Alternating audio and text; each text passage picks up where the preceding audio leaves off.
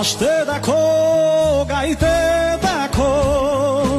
গায়ক নোবেলের সঙ্গে ইডেন কলেজের সেই ছাত্রীর বিয়ের নির্দেশ দিলেন আদালত। তরুণ সঙ্গীত শিল্পী মাইনুল হাসান নোবেল এবং ধর্ষণ মামলার বাদী ইডেন মহিলা কলেজের এক সাবেক শিক্ষার্থীর মধ্যে রেজিস্ট্রি কাবিননামা মূলে বিয়ে সম্পাদনের নির্দেশ দিয়েছেন ঢাকার একটি আদালত। উভয় পক্ষের সম্মতির ভিত্তিতে বুধবার 18 জুন ঢাকার মেট্রোপলিটন ম্যাজিস্ট্রেট নাজনীন আক্তারের আদালত এই নির্দেশ দেন। ওই দিন আদালতে নোবেলের আইনজীবীর পক্ষ থেকে একটি আবেদন করা হয়। আবেদনে বলা হয় নোবেল বর্তমান জেল হাজতে রয়েছেন এবং বাদীর সঙ্গে তার ভুল বোঝাবুঝির ফলে এই মামলা হয়েছে। উভয়েই এখন বিবাহ বন্ধনে আবদ্ধ হতে ইচ্ছুক, তাই জেল হাজতে বসেই বিয়ে সম্পন্ন করার অনুমতির আবেদন জানানো হয়। শুনানি শেষে আদালত এই আবেদন মঞ্জুর করেন এবং কারা কর্তৃপক্ষকে প্রয়োজনীয় ব্যবস্থা গ্রহণের নির্দেশ দেন।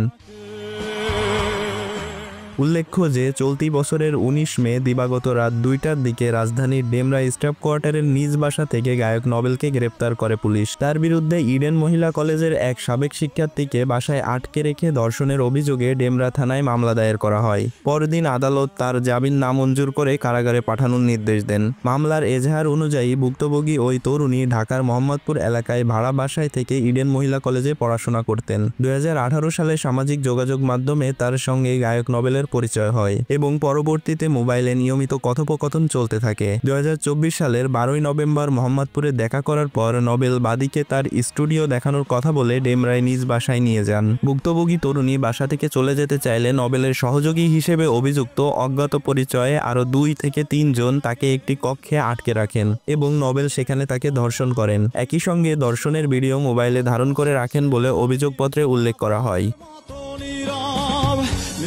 ভিডিও ছড়িয়ে দেওয়ার হুমকিতে বাদী চুপ থাকেন এবং কাউকে কিছু জানাননি। পরে নোবেল ও তার সহযোগীরা ভুক্তভোগীকে চুলের মুঠি ধরে টেনে হিঁচড়ে আরেকটি কক্ষে আটকে রাখেন। সেই ঘটনার ভিডিও সামাজিক যোগাযোগ মাধ্যমে ছড়িয়ে পড়লে বাদীর পরিবার তাকে চিনতে পারেন এবং খোঁজাখুঁজি শুরু করেন।